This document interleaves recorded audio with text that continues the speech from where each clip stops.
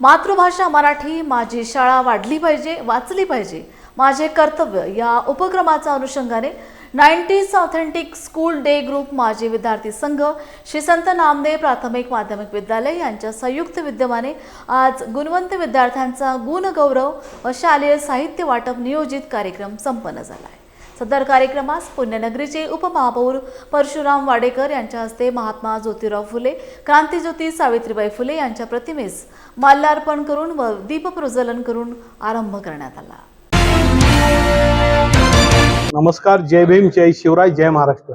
श्री संत नामदेव माध्यमिक विद्यालय या शाळेमध्ये आज गुणवंत विद्यार्थ्यांचा सन्मान या ठिकाणी 90s ऑथेंटिक स्कूल हा जो ग्रुप आहे माजी विद्यार्थ्यांचा, त्यांनी हा सत्काराचा कार्यक्रम ठेवला होता। त्यांच्या वतीने मुलांना शालेय साहित्याचं वाटप देखील या ठिकाणी करण्यात आले आहे। खरं म्हणजे पुणे महापालिकेच्या शाळा या सक्षम झाल्या पाहिजे यासाठी पुणे महापालिका अत्यंत मनापासून काम करत आहे। या ठिकाणी आत्ता 2 दिवसापूर्वी महापालिकेमध्ये ठराव झाला की ही शाळा आहे, काय म्हणतात त्याला, आकांक्षा जी शाळा आहे त्या शाळेला या ठिकाणी मानधन किंवा काही पैसे देण्याचा किंवा मानधन देण्याचा पुणे महापालिकेने ठरवलं की बाबा त्या इतक्या दिवस सेवा करतात आणि म्हणून आकांक्षा शाळा जशा सक्षम आहेत, महापालिकेतल्या विद्यार्थ्यांना शिकवतात, तशाच पुणे महापालिकेच्या शाळा देखील तेवढ्याच ताकदीने सक्षम झाल्या पाहिजे। कारण की आकांक्षा शाळेच्या विद्यार्थ्यांना जेवढा खर्च होतो त्यापेक्षा जास्त खर्च एका विद्यार्थ्याला पुणे महापालिका करते आणि म्हणून या ठिकाणी महापालिकेचा देखील पट सुधारला पाहिजे, शाळा सुधारल्या पाहिजे अशी आमची विनंती आहे। आणि म्हणून पुणे महापालिकेच्या या शाळा आता ज्या पद्धतीने मोडकळीस चालल्या आहेत त्याचं देखील कामकाज पुणे महापालिकेच्या वतीने आम्ही सुरू केले। सगळे नगरसेवक आपल्या आपल्या वार्डामध्ये ह्या शाळा सुधारण्यासाठी काम करतात।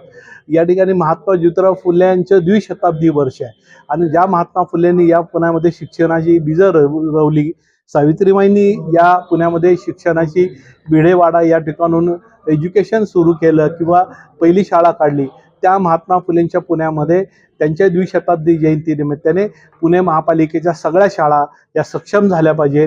त्यासाठी जे जे करता येईल ते पुणे महापालिकेचा उपमहापौर म्हणून आम्ही मनापासून प्रयत्न नक्की करणार आहोत।